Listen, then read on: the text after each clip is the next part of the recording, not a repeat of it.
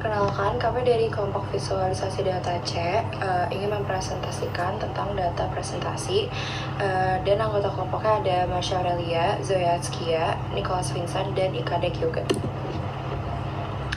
Data presentasi adalah proses membandingkan dua atau lebih kumpulan data dengan alat bantu visual. Dan di sini ada 3 tipe data presentasi. Yang pertama itu ada tekstual, tubular, dan diagramatik. Yang pertama, saya akan menjelaskan tentang tekstual. Tekstual adalah cara penyajian data menggunakan bahasa tertulis atau lisan, berbeda dengan format visual seperti grafik, tabel, atau gambar. Dalam presentasi data tekstual, data dijelaskan, dirincikan, atau dirangkum menggunakan kata-kata. Seringkali disertai dengan angka atau nilai numerik sebagai pendukung.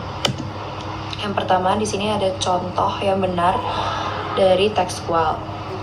Di sini ada data tekstual.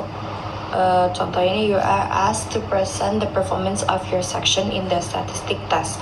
The following are the test scores of your class.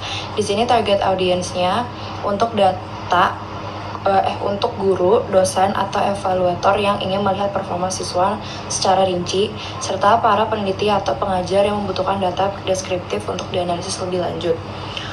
Terus tujuan data presentasi ini adalah tujuan penyajian data ini memberikan informasi rinci tentang hasil ujian siswa dalam bentuk teks sehingga memudahkan perbandingan dan analisis angka mentah tanpa perlu grafik atau diagram. Dan kenapa sudah sesuai? Penyajian data ini sesuai karena sederhana dan langsung. Menyajikan angka tanpa interpretasi tambahan dapat mengalihkan perhatian. Terus yang kedua, di sini ada contoh yang benar. Di sini target audiensnya untuk pejabat pemerintahan, peneliti, akademisi, dan perencana kebijakan yang tertarik dengan statistik populasi di Filipina. Tujuan data presentasinya adalah memberikan informasi ringkas dan deskriptif tentang distribusi populasi barangai di Filipina, sehingga audiens dapat memahami perbedaan ukuran populasi tanpa melihat tabel atau grafik. Dan kenapa ini sudah sesuai? Penyajian data ini sesuai karena deskriptif, ringkas, dan fokus pada angka-angka utama, sehingga memudahkan audiens memahami informasi penting dengan cepat tanpa perlu interpretasi tambahan. Kemudian di sini ada contoh yang salah. Yang contoh pertama ini, target audiensnya ditujukan untuk pengguna Facebook Indonesia, pengiklan dan pelaku bisnis, serta analisis media sosial untuk menunjukkan besarnya pasar Facebook di Indonesia sebagai negara pengguna terbesar kedua. Kemudian tujuan data presentasinya ini, tujuan grafik ini adalah menginformasikan posisi Indonesia sebagai pengguna Facebook terbesar kedua, memberikan wawasan pasar Facebook Indonesia, dan menyoroti perbandingan global pengguna Facebook. Dan kenapa tidak sesuai atau salah? Karena grafik ini hanya menampilkan data kuantitatif dalam bentuk visual dan tidak mengandung banyak teks penjelasan atau narasi yang mendalam untuk membantu audiens memahami lebih baik konteks dari data tersebut. Kemudian di sini ada contoh kedua yang salah. Target audiens ini untuk manajemen perusahaan, pengambilan keputusan pemasaran, dan analisis bisnis yang ingin mengevaluasi serta meningkatkan kepuasan dan kualitas pelayanan pelanggan. Kemudian tujuan data presentasi ini untuk menginformasikan hasil survei kepuasan pelanggan, menyediakan data kuantitatif untuk evaluasi layanan, dan membantu manajemen meningkatkan kepuasan pelanggan. Kemudian kenapa ini salah atau tidak sesuai? Karena data ini disajikan dalam bentuk angka dan tabel, tetapi tidak ada penjelasan naratif yang mendukung atau menggambarkan dampak hasil survei, sehingga kurang informatif bagi audiens yang tidak terbiasa dengan data mentah. Baik, selanjutnya saya ingin menunjukkan 2 contoh dari tabular yang benar. Dari gambar pertama ini terdapat tabel yang sebetulnya sama, cuma supaya lebih dimengerti saja, saya menyajikan ada tabel nilai. Tabel nilai ini target audiensnya tentunya merupakan mahasiswa ataupun siswanya. Baik itu ada di tabel nilai untuk ujian matematika ataupun nilai ujian statistika ini. Dan guna dari tabel ini adalah untuk lebih mengetahui atau untuk lebih menelaah lebih jauh bahwa bagian-bagian dari nilai ujian ini sudah jelas yang mendapat nilai ujian itu ada berapa siswa. Untuk lebih jelasnya saya ingin menjelaskan bahwa di sini nilai untuk matematikanya sendiri nilai ujian 50 itu yang mendapatkan 50 ada 1 siswa, dan yang untuk mendapatkan 55 itu ada 2 siswa, dan begitu seterusnya dibaca ke bawah. Dan yang nilai ujian statistika juga sama, yang mendapatkan 41 sampai 50 itu ada 3 siswa, yang mendapatkan nilai 51 sampai 60 itu sebanyak 5 siswa, dan begitu seterusnya. Di sini nilai ujian merupakan subjek dari yang ingin dibandingkan terhadap siswa atau mahasiswa ini, seperti itu. Jadi mahasiswa di sini dianggap sebagai objek untuk pembandingnya. Dan lebih jelas lagi di bawahnya ada jumlah nih, jumlah berapa data atau objek yang ingin dibandingkan. Terus manfaatnya apa? Manfaatnya dari tabular yang lebih simpel atau lebih sederhana ini bisa membantu para pembacanya di sini, yaitu mahasiswa atau mungkin wali kelas atau juga dosen, supaya lebih terkoordinasi dalam memasukkan atau mengupload nilai-nilai yang ingin disampaikan kepada mahasiswanya, serta mahasiswa juga lebih mengetahui ada berapa sih nilai yang mendapatkan nilai segini di kelas, seperti itu. Selanjutnya ada data penjualan barang toko A di Indonesia dan Singapura. Di sini disajikan jenis barang dan jumlah lakunya di negara-negara yang telah tersedia di tabel tersebut, dengan target audien yaitu biasanya pengusaha atau pabrik atau perusahaan, supaya lebih mudah membaca jumlah keluarnya barang. Sebagai contoh di sini ada lemari terjual 243 di Indonesia dan di Singapura 140, begitu seterusnya juga ke bawah. Fungsi dari tabular berikut ini itu untuk memudahkan para pengusaha-pengusaha atau PT ini supaya lebih mengetahui jumlah keluar barang dan mudah dalam mendata penyetokan barang, seperti yang telah saya bilang sebelumnya. Baik, kemudian saya menyajikan beberapa contoh data lagi, 2 contoh data lagi, di mana data tabular ini merupakan tabular yang salah penyajiannya. Sebagai contoh pertama, ini merupakan data tabular untuk kepadatan penduduk Kabupaten Temanggung. Kita bisa lihat saja di contohnya bahwa data ini sangat sulit dimengerti. Mengapa sangat sulit dimengerti? Karena ini merupakan data mentah, data yang belum diolah.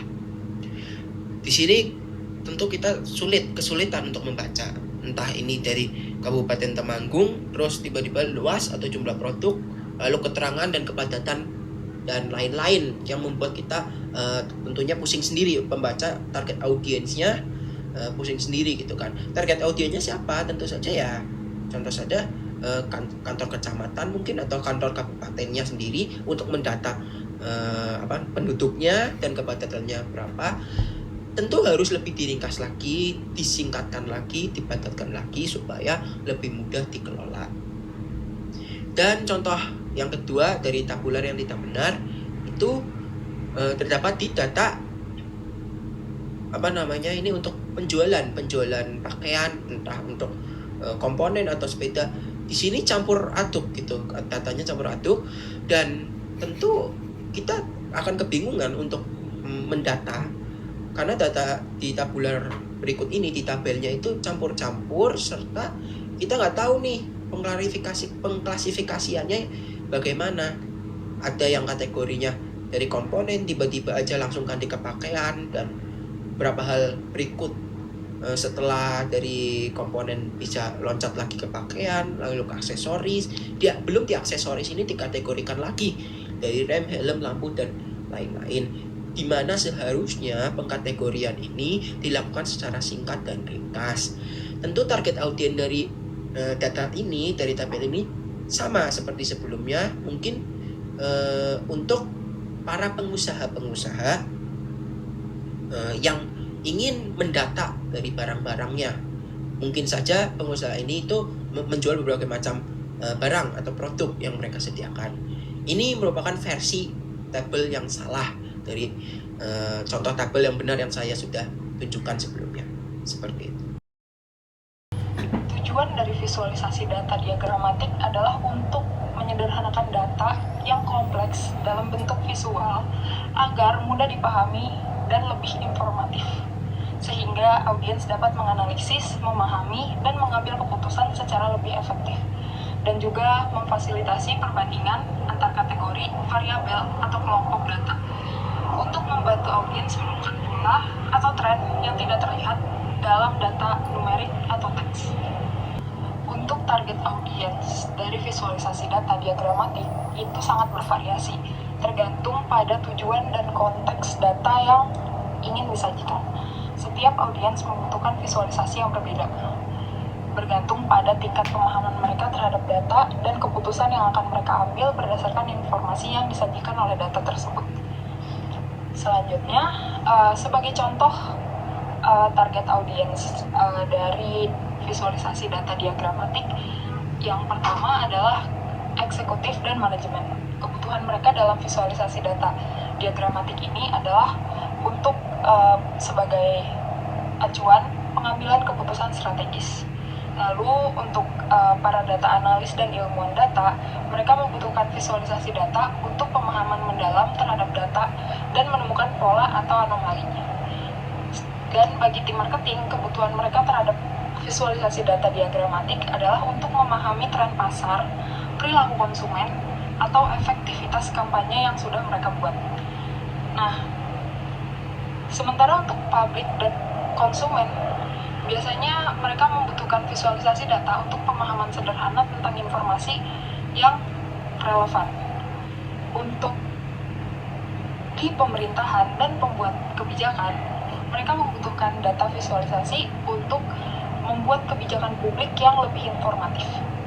Dan dari segi pendidikan dan mahasiswa sendiri, visualisasi data diagramatik dibutuhkan untuk pemahaman konsep yang lebih kompleks dalam bentuk yang lebih sederhana dan lebih interaktif agar lebih mudah dipahami.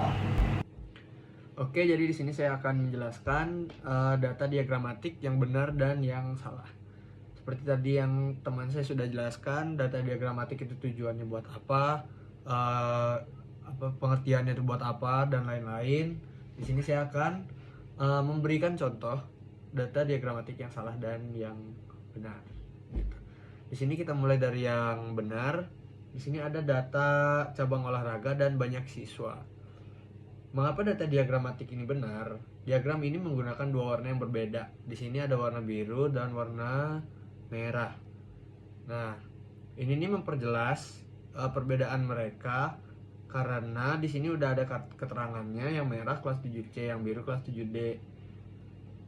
Udah bagus, artinya dia tidak menggunakan warna yang berlebihan, cukup dua saja mewakilkan kelasnya.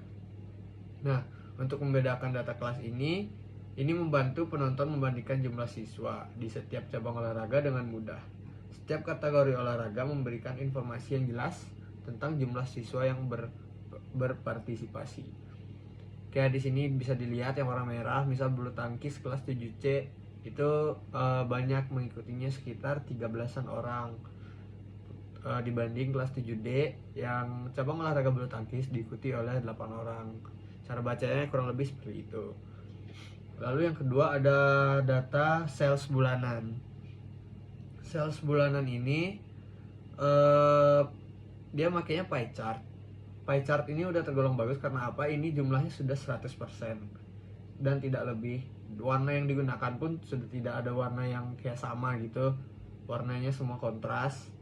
Nah, setiap bagian dari lingkaran sudah diberi label-label persentase secara langsung pada masing-masing segmen.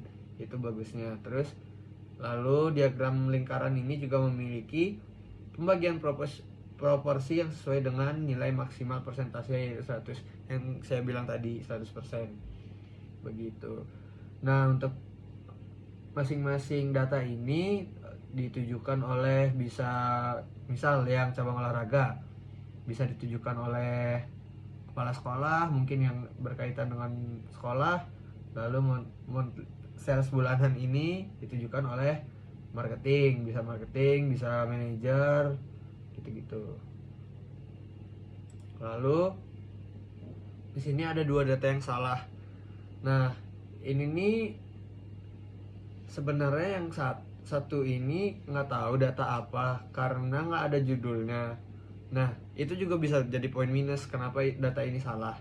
Diagram ini hanya menunjukkan persentase tanpa memberikan informasi yang lebih spesifik mengenai konteks data. Nah, misalnya tuh meliputi ini contoh data survei atau data apa gitu.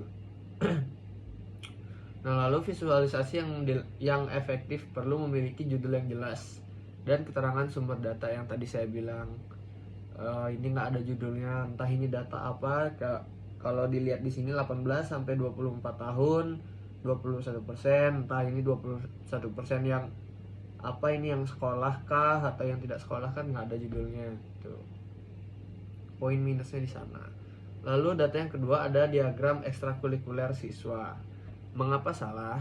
Judul kurang informatif karena hanya menyebutkan diagram ekstrakurikuler siswa, namun tidak memberikan informasi lebih lanjut tentang waktu, lokasi, atau sekolah mana yang menjadi fokus di data ini. Idealnya, judul seharusnya lebih deskriptif, seperti misalnya partisipasi siswa dalam kegiatan ekstrakurikuler di sekolah X tahun berapa, seperti itu misalnya. Untuk warna atau bagian-bagian komponen dari diagram sudah mewakilkan, namun menjadi poin minusnya itu adalah judulnya yang tadi. Seperti itu. Terima kasih.